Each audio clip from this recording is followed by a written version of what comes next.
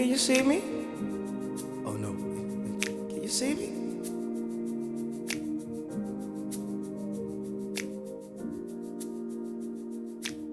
She said to me, how the people who are supposed to support victims, I mean, people who have had these experiences, what role are they supposed to play?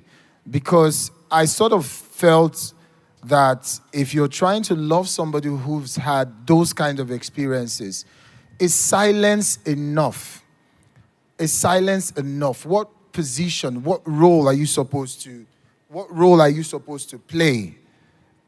Because I don't understand how you can watch somebody go through things and just stand by them silently, not doing anything. So I would like to ask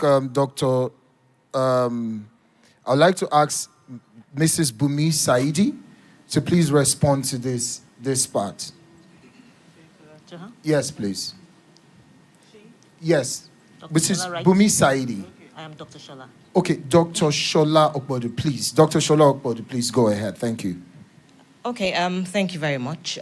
First of all, let me say a very big thank you to Uma.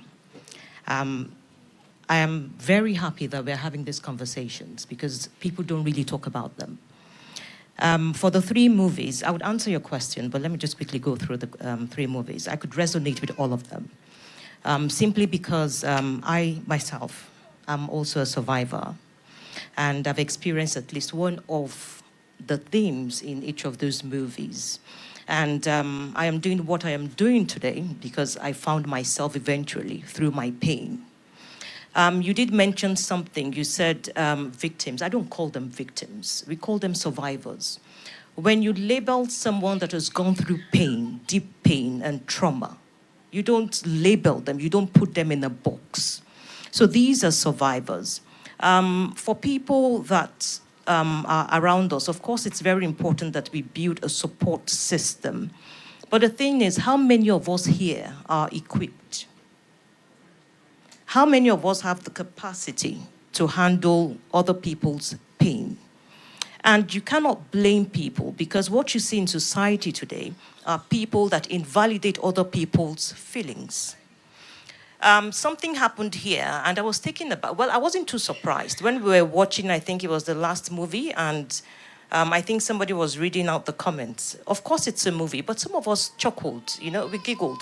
And that's the reality of things.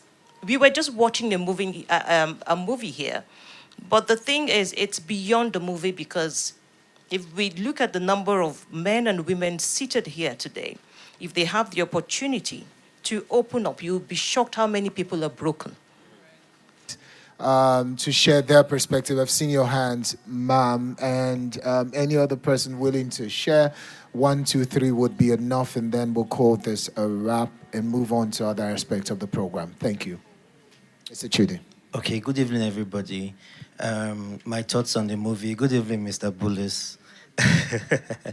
Okay, so I think the movie or these movies express what words are not saying. So the fact I had in my mind is sometimes silence is as loud as a lion's roar.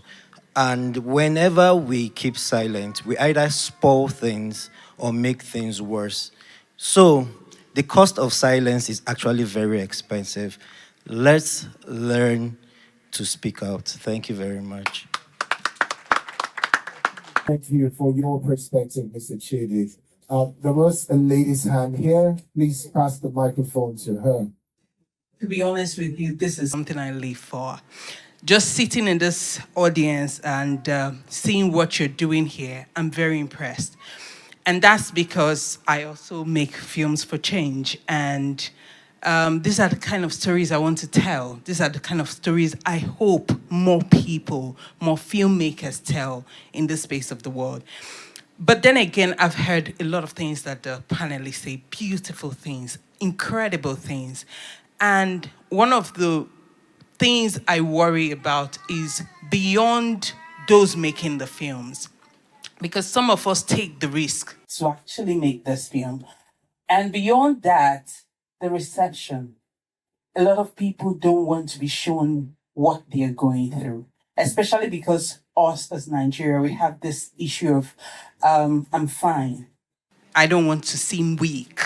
I don't want to seem like I'm a victim, or we could do all right. And that's why bad governance would come, election would be rigged, and we are like, okay, it's fine. Tomorrow, bag of rice is 20,000 naira. Next tomorrow, it is 100,000 naira. We bounce back. We are all right.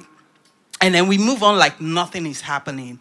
And that's because we've had that. Yes, it looks cute, and we laugh it off on social media. We use it to make memes. We use it. Chibuzo said something incredible. He said, if you go on YouTube, how many of you actually stay to this kind of films? We're talking about podcasts. I have a podcast. All I do on my podcast, I call it Minding Your Tomorrow. All I do is talk about things like this, life coaching, how to get by when you're stuck. Are you navigating a difficult part? I have people come to talk about these things. How many people view it? How many actually go to listen? And then you expect us to keep putting that out. But we will keep putting that out because that's where our heart is. So I just love what is happening here. And I love the fact that you called it the cost of silence. We need to also start sensitizing people to get ready, the audience to be willing to look at you making a film about somebody being raped. A lot of people have been raped in this room. And trust me, not a lot of them sat comfortably watching that. If you play that movie again, half of the audience will walk away. Because it's hard to sit and deal with something that you have been through. It's hard. So we need to start getting people to face, I'm not a victim, like you said. Yeah. I am a survivor. To face the situation and face what have happened to them. Thank you. And be able to move off from there. Thank you very much. Thank you, Madam Ezani. We appreciate your contribution. One last person before we call it a wrap.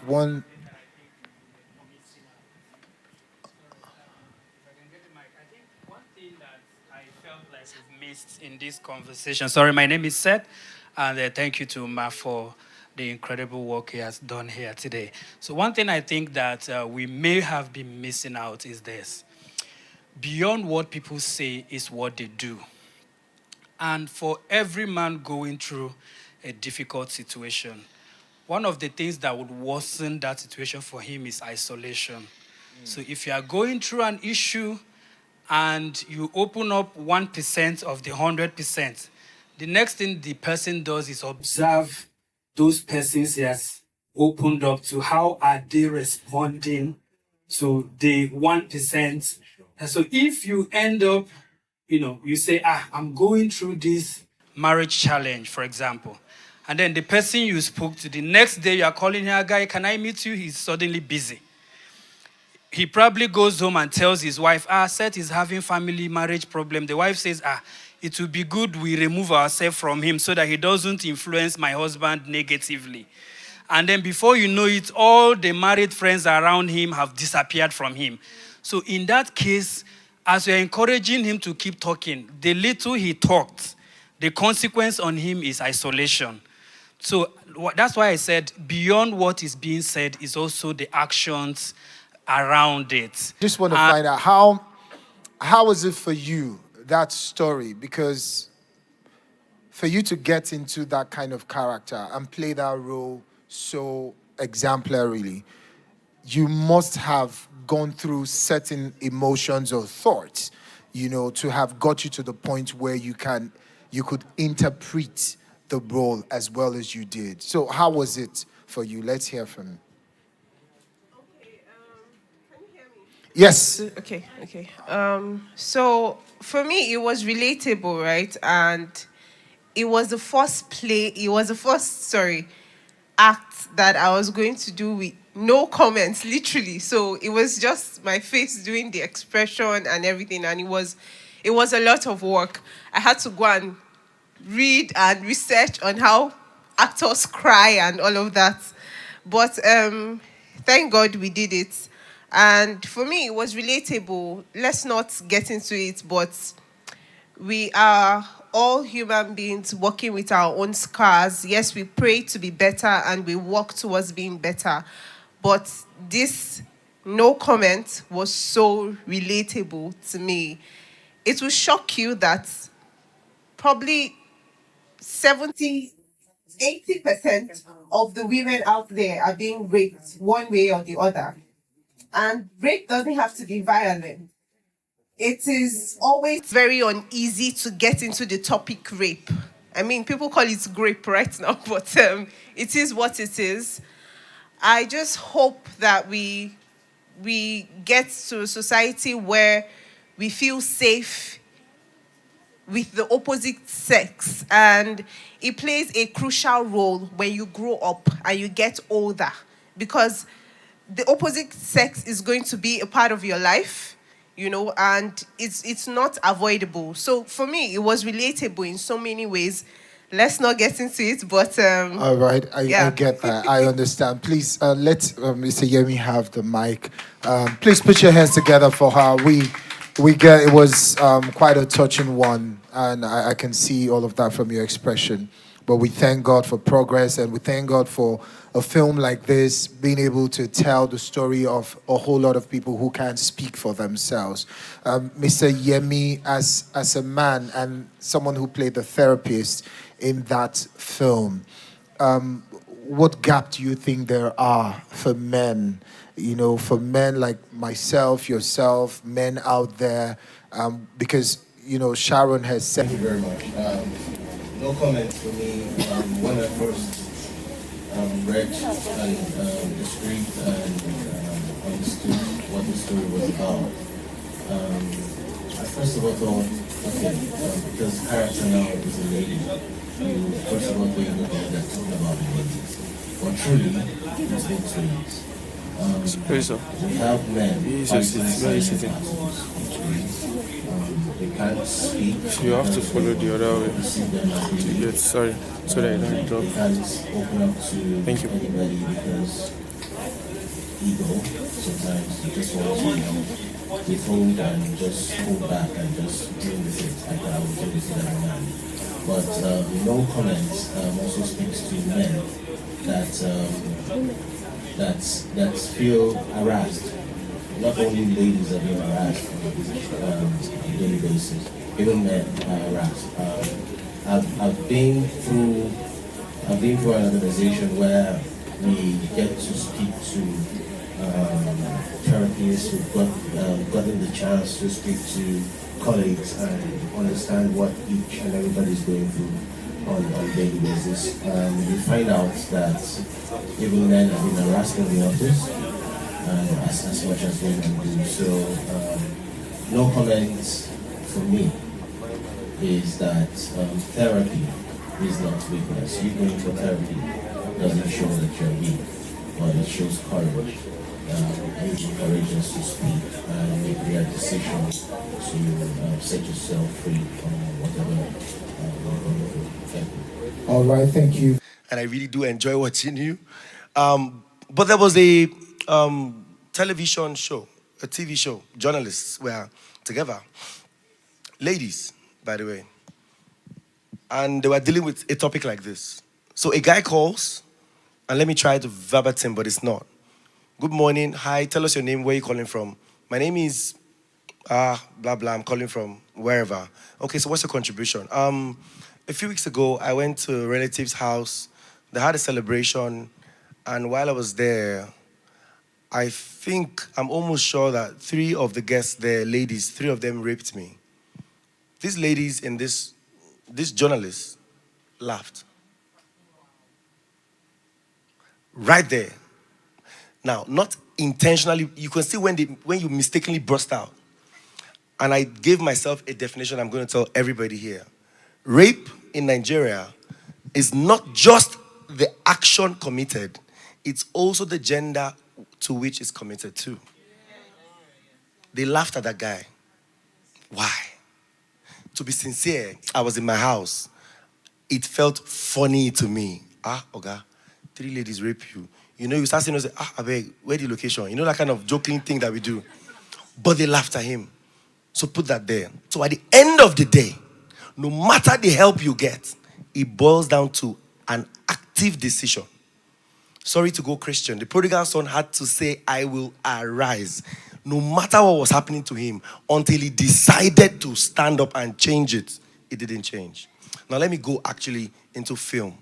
Why is it difficult to tell these stories?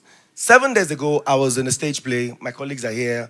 The producers are here. I think it's similar crowd. Thank you. The Decorated Soldier at Merit House. We did that fantastic. Second time. I played a role. Let's skip all that. It was a very terrible... Being part of the experience today, what do you think about the movies that we saw today, and which of them really impacted you and why? Okay, I thought they were really amazing, especially No Comments, because people go through a lot of trauma, and the best way to speak is to shut up, because people are going to judge you.